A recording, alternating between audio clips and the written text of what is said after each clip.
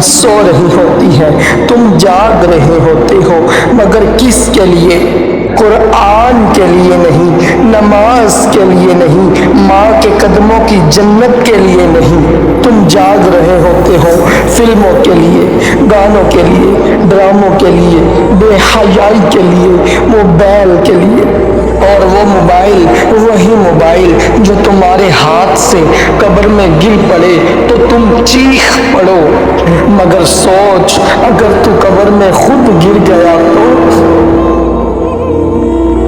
اندھیری خوفناک قبر جہاں نہ سگنل ہوگا، نہ دوست ہوں گے، نہ موبائل ہوگا، نہ نیٹ ہوگا، نہ لائکس ہوں گے، نہ کمنٹس ہوں گے، صرف تنہائی ہوگی اور وہ مٹی کا بستر ہوگا اور فرشتے ہوں گے جو تجھ سے پوچھیں گے من ربکا، کیا جواب دو گے؟ وہی زبان جو دنیا میں گانوں کے لیے مصروف تھی آج جواب دینے کے قابل نہ ہوگی، وہ آنکھیں جو فلمیں دیکھ کر رو پڑتی تھی آج قبر کی تاریکی میں خوف زدہ ہوگی۔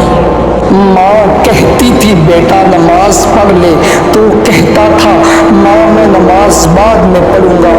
اب کوئی ماں قبر میں آ کر نہیں کہے گی، اب تنہائی ہوگی اور عذاب۔ اپنے ماں باپ کی خدمت نہ کر سکا اور آج دعا کے لیے محتاج ہوگا، نمازیں قضا کی اور آج بخشش کی امید رکھتا ہے۔ اے میرے بھائی، ابھی وقت ہے، موبائل نیچے رکھ، سجدے میں گر جا، قرآن کھول، نماز پڑھ۔ کل تو اس زمین کے نیچے ہوگا اور یہی موبائل تیرا کچھ نہیں کرے گا۔ ماں باپ کی خدمت کر، نماز پڑھ لے، اپنے رب کو منا لے، ورنہ وہ دن دور نہیں جب لوگ کہیں گے انا للہ و انا الیہ راجعون، اور تو ہمیشہ کے لیے سو جائے گا قبر کی تنہائی میں۔